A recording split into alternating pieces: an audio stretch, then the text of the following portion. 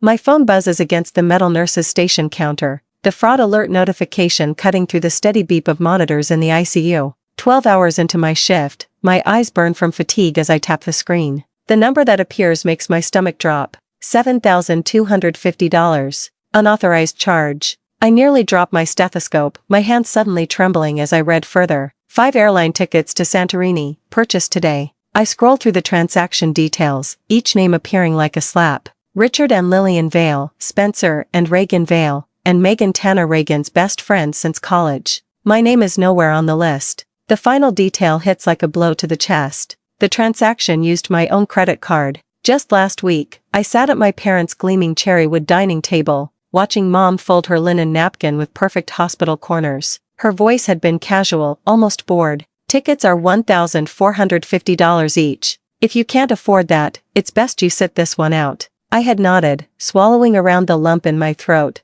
not admitting that after covering Spencer's car repair last month, my savings were thin. Their dismissal had stung. But this was theft. That night I'd returned to work, staring at patient charts while fighting back tears. Dr. Stevens had passed me in the hallway, his eyes catching mine before quickly looking away. He'd seen this before Corinne, returning from family gatherings with red-rimmed eyes, throwing herself into her work, as though she could scrub away disappointment with antiseptic and focused care. Now, standing in the same hospital corridor, I unlock my phone with steady purpose. The trembling in my hands subsides as I call the credit card company, locking my account and filing a dispute. The representative's voice is soothing, validating. "This is clearly fraud, Ms. Vale. We'll handle it." My phone chirps with an incoming text half an hour after I end the call. "Spencer, something's wrong with the tickets. Can you fix it?" I stand straighter, shoulders back, as I type. "Like you said, I stayed behind." The hospital corridor suddenly feels different, brighter, somehow.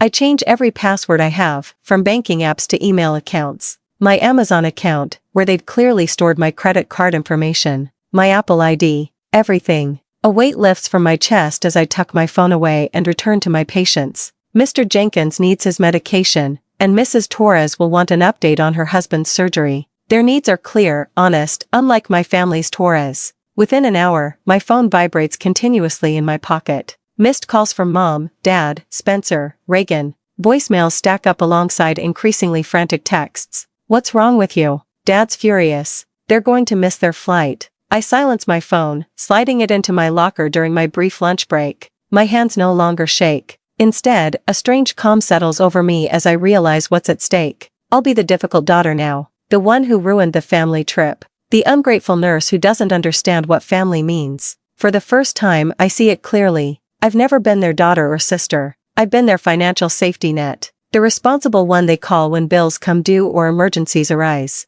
The one who gives and gives while they take and take. Standing before my locker, I press my palm against the cool metal. "Not anymore," I whisper, the words a promise to myself. By the time my shift ends, there are 17 missed calls, 9 voicemails, and 32 text messages. I delete them all without listening or reading, the weight of obligation falling away with each tap of my finger. Tomorrow, they'll try again. They'll escalate. They'll manipulate. But tonight, for the first time in years, I drive home without their voices in my head telling me what I owe them. My apartment feels hollow tonight, the silence broken only by the hum of my refrigerator and the occasional car passing outside. 3 days have passed since I locked my credit card and changed all my passwords. I've been screening calls, deleting voicemails, and working extra shifts to avoid thinking about what comes next. The call from my bank changes everything. "Miss Vale, we've completed our preliminary investigation," says Marcus, the fraud specialist I've been working with. His voice carries a note of concern that makes my stomach tighten.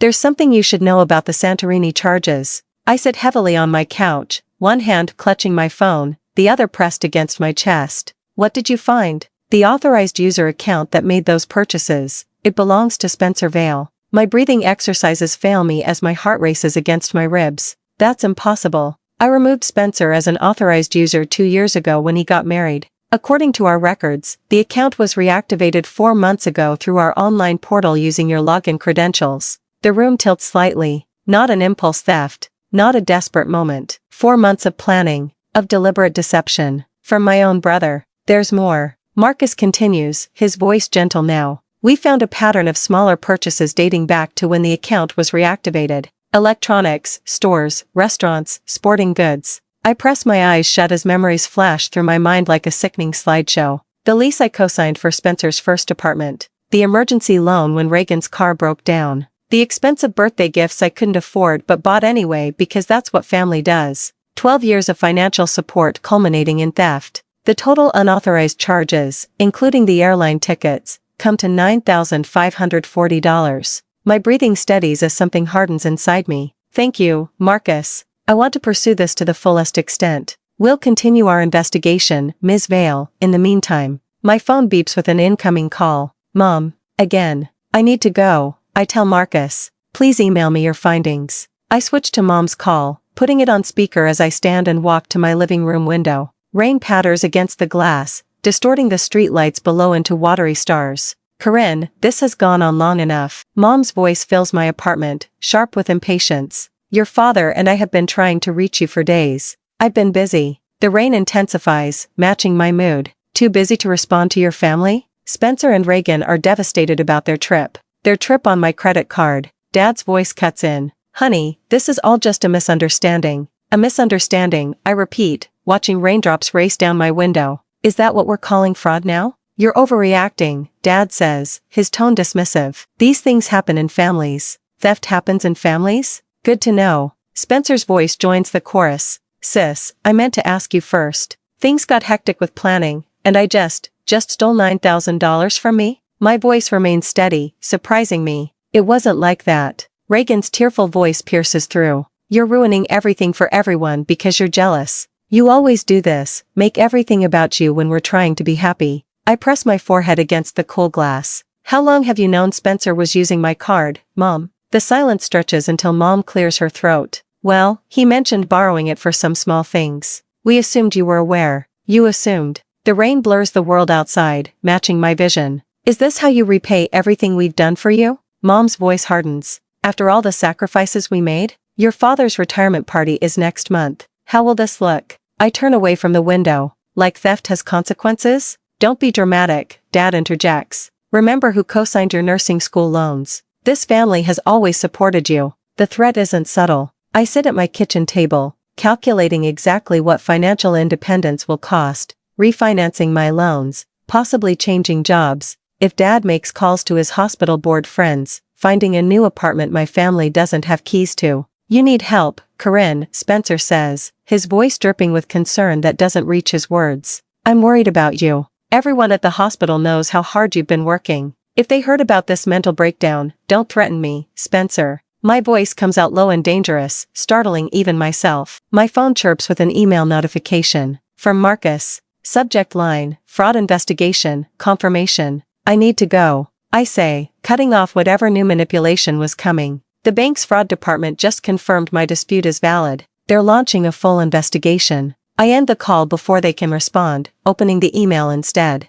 Official letterhead, case number, confirmation that all charges will be reversed pending investigation. As I set my phone down that night, I wonder if I should simply distance myself from my family or formally document every penny they've taken. Cutting ties might bring immediate peace, but creating a record might force accountability. What would you do when those who should protect you become the ones you need protection from? 2 days later, the supervisor's office feels smaller than usual as she slides a printed email across her desk. The fluorescent lights cast shadows under her eyes, making her concern look more like suspicion. Your mother called yesterday. Director Palmer taps the paper with her French-tipped nail. She's worried about your mental health. The words land like a slap. I keep my face neutral, though my pulse quickens. My mental health is fine. She mentioned erratic behavior, mood swings. Director Palmer studies me with the same careful assessment she uses for unstable patients. Said you've been working too many shifts. I work exactly the hours I'm scheduled. My voice remains steady despite the heat rising up my neck, plus the occasional voluntary overtime.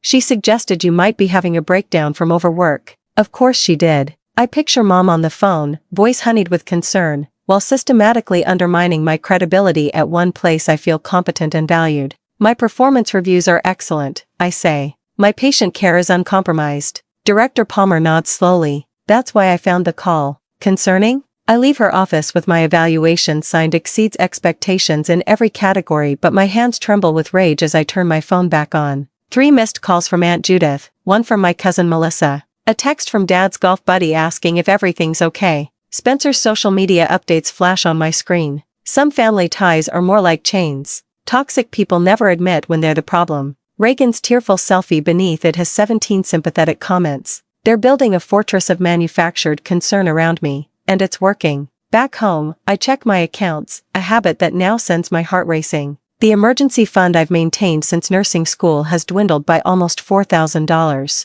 Connected accounts. Automatic transfers I never authorized. I sink onto my bed, breathing exercises failing to slow my galloping pulse. For 3 years, I've covered Spencer's car insurance just until he gets that promotion. Last Christmas, I paid for Mom's knee surgery copay when Dad was temporarily short. Reagan's graduate school application fees. Each night, I lie awake, calculating the total. $9,540 and counting. The number cycles through my mind at 3 a.m. when sleep should come. At 4 a.m., I finally drift off, only to jolt awake an hour later, wondering what else they've taken that I haven't discovered yet. I start keeping meticulous records. Every check I've written, every Venmo transfer with a cheerful emoji that masked my growing resentment, every credit card charge that wasn't mine. Just gathering documentation for my accountant. I tell the bank representative who helps me access 2 years of transaction history later that morning. His eyes hold a flash of recognition. He's seen this before. My phone continues to buzz with concerned relatives.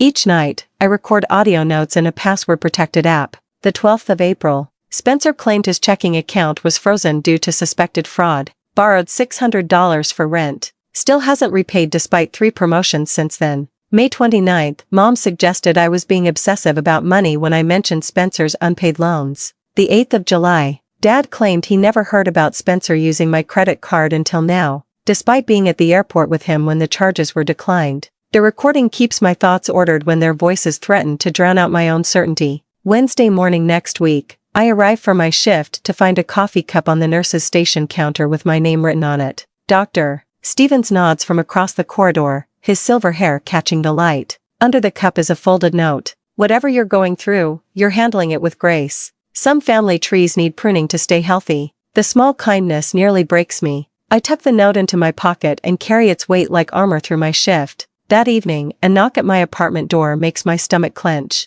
Through the peephole, I see Dad's weathered face, the familiar creases around his eyes deeper than usual. Your mother sent me to reason with you, he says as soon as I open the door, not bothering with hello. This whole thing is getting out of hand. I step back, allowing him in but maintaining distance. It got out of hand when you watched Spencer steal from me and said nothing. Dad sighs heavily, setting his keys on my counter with the presumption of someone who expects to stay a while. Look, I know Spencer made a mistake. A mistake is accidental. He deliberately used my card for months. He's offering to pay back half, Dad says, like he's presenting a generous settlement. We can smooth this over before your mother's birthday next month. I laugh, the sound hollow even to my own ears. Half of money that was stolen from me. He's family, Corinne. So am I. The words come out stronger than I expected. I'm not angry that you need help. I'm angry that you took without asking. Dad's face shifts, surprise replacing his practiced patience. We didn't, you did. All of you. 4 years.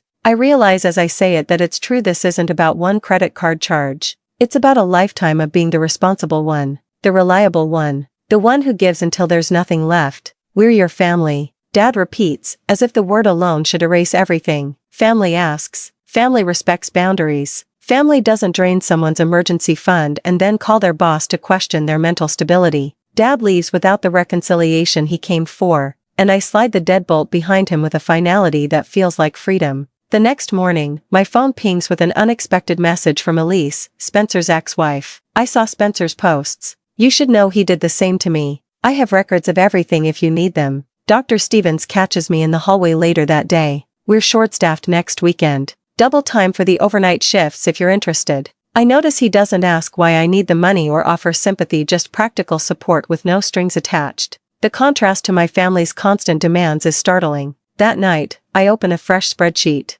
Line by line, I document every loan, every gift, every financial contribution I've made to my family over the years. The final figure, $9,540, stares back at me, a precise accounting of years of financial manipulation. As I work, an email arrives from Aunt Judith. Needed to discuss some inconsistencies in the family trust accounts. Call me when you can. My finger hovers over the share button on my spreadsheet. The family group chat one click away. For the first time in years, I feel not just anger but power, the clean, clarifying power of truth backed by evidence. The invoice is ready to send. The sun streams through my kitchen window as I finalize the invoice. I'm using accounting software from the hospital's financial literacy workshop designed for billing insurance companies, not family members. Each entry appears in crisp, professional formatting. Dates, descriptions, amounts, all categorized with clinical precision. My fingers hover over the keyboard, steady now, unlike when I discovered the credit card theft.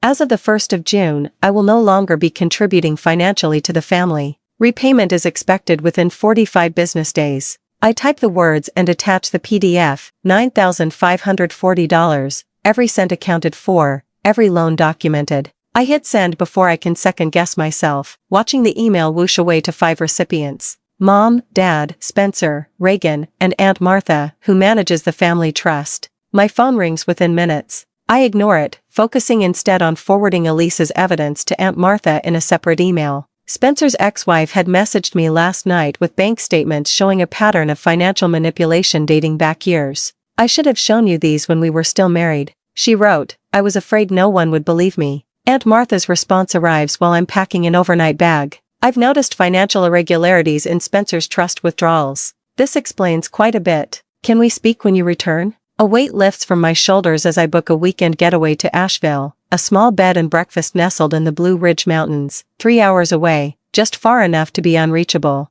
I power down my phone before pulling out of my apartment complex, savoring the silence. The family chaos erupts while I'm gone. Dr. Stevens gives me the highlights when I return to work Monday morning, his salt and pepper eyebrows raised over reading glasses. Your brother has been busy, he says, sliding a coffee across the nurse's station. He's telling everyone you doctored those financial records to make him look bad. I take a sip, unsurprised. Let me guess, it backfired? Spectacularly. That ex-wife of his, Elise? She posted additional evidence to the family group chat, bank statements, text messages, the works. Your cousin Caroline called me looking for you, said she always wondered where your brother's money came from. I shake my head, remembering Mom's frantic voicemails. 8 of them waited when I turned my phone back on, each more desperate than the last. She'd apparently launched an emotional campaign, calling relatives to rally support against my cruel treatment of Spencer. The result? 5 separate family members contacted me privately expressing support.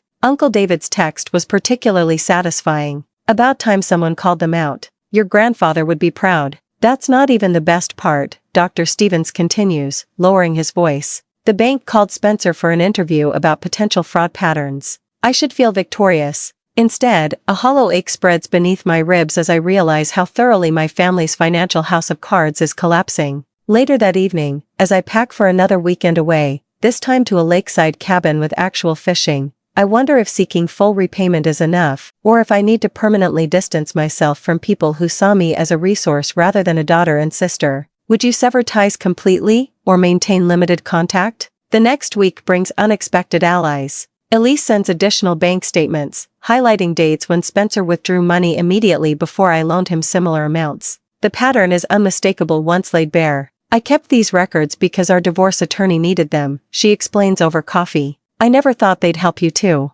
Aunt Martha calls next. I've temporarily frozen Spencer's access to certain accounts pending a review. She says, her voice carrying the crisp authority that always intimidated me as a child. This isn't just about you, Corinne. The trust has fiduciary responsibilities. The most surprising call comes from HR at Dad's former accounting firm. Ms. Vale, we're reviewing some historical expense reports filed by Emery Vale that show concerning patterns. We understand you've recently raised questions about family financial practices. Would you be willing to answer a few questions? I agree, providing only factual responses, neither defending nor condemning my father. The conversation leaves me nauseous but resolute. The family's financial house of cards continues its collapse throughout the week. Each new revelation should bring satisfaction, but I feel only a dull, persistent ache when I think about what we've become. I take extra shifts at the hospital, finding comfort in the straightforward problems of patient care. Reagan's social media campaign begins Thursday. First come vague posts about unfair treatment and family betrayal. By Saturday, she's sharing tearful videos describing their sudden financial hardship and how they might have to cancel their anniversary trip to Maui.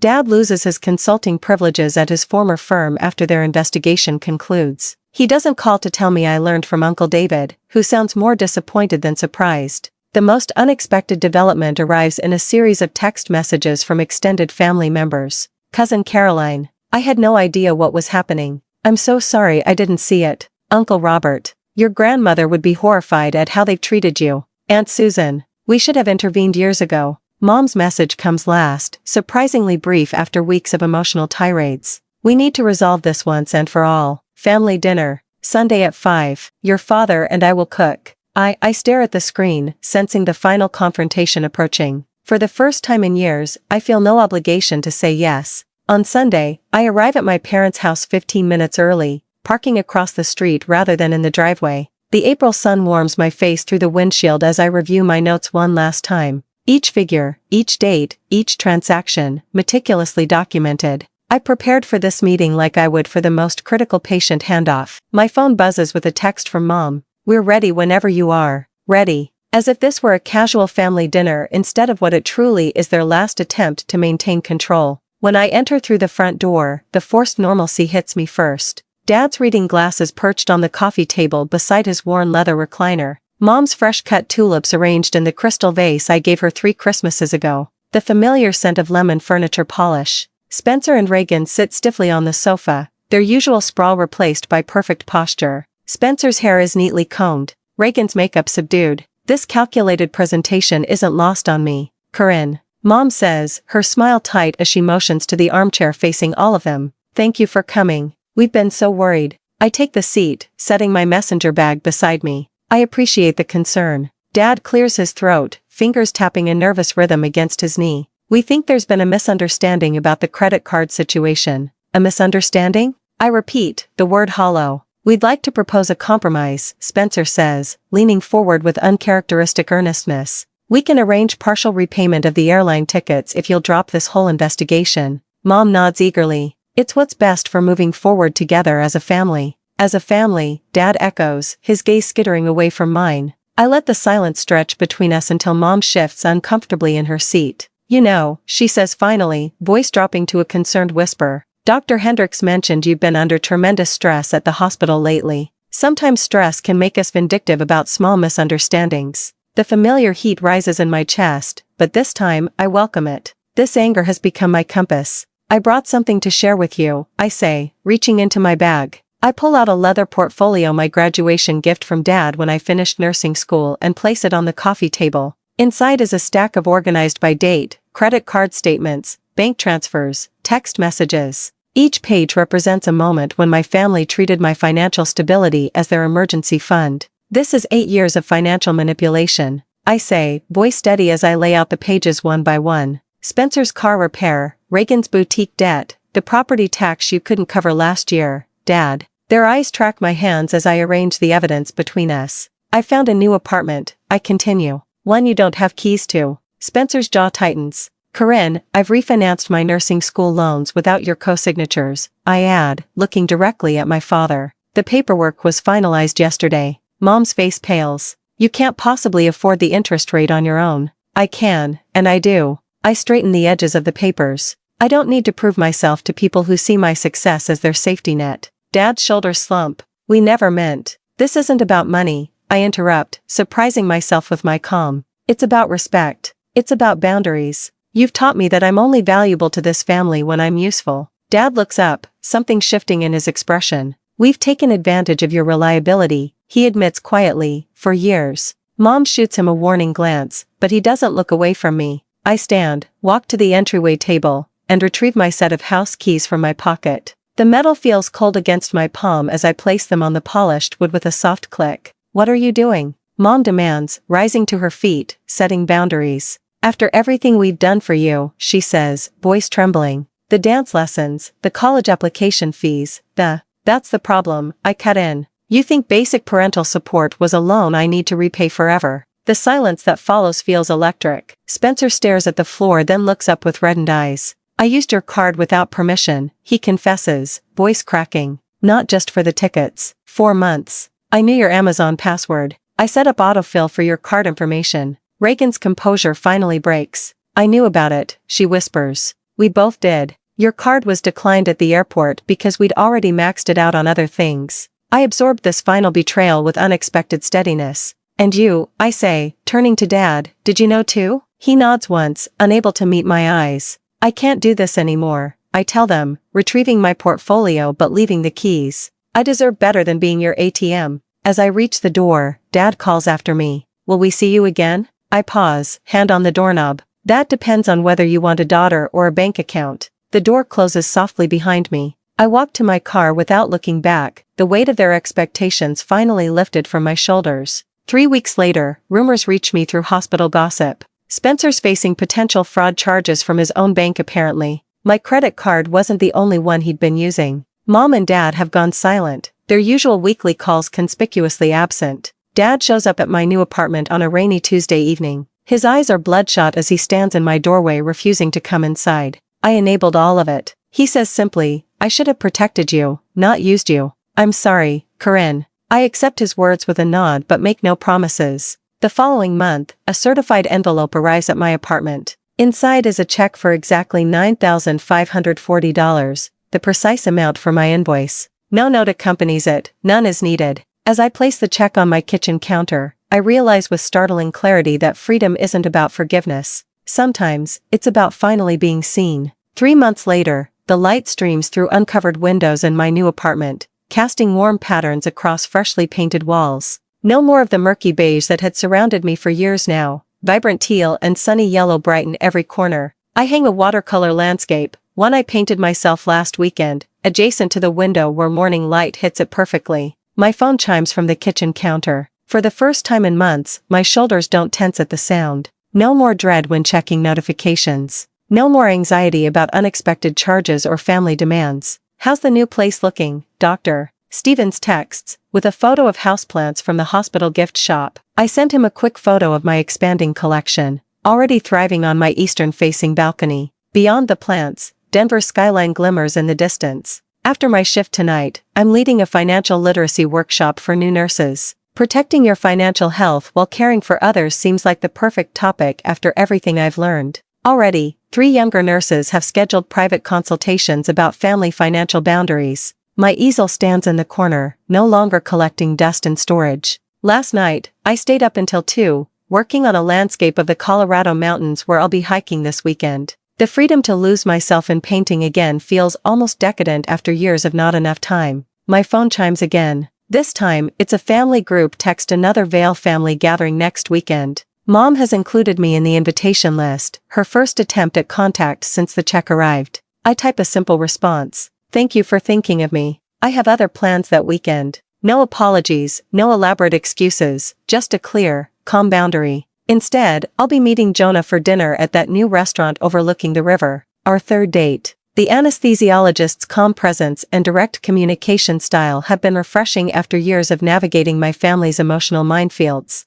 Last week over coffee, he asked about my family. The question didn't trigger my usual anxiety. We're taking some space from each other right now, I told him, surprised by how easily the words came. They crossed some boundaries I needed to establish. He nodded, understanding without demanding details. Family relationships can be complicated. Doesn't mean they're bad people or that you don't love them. Exactly, I replied, grateful for his perception. I'm just learning that love doesn't have to cost me my peace. Tonight, Elise, Dr. Stevens and my aunt are coming over to celebrate what Elise jokingly calls my financial independence day. A small gathering of people who supported me when I needed it most, expecting nothing in return. My aunt called yesterday to confirm she was bringing dessert. I have something for you, she mentioned. Just a small gift to mark the occasion. When they arrive, her package sits on my new coffee table, a framed calligraphy quote. You are not responsible for other people's comfort at the cost of your peace. The words shimmer against a watercolor background in my favorite blues and greens.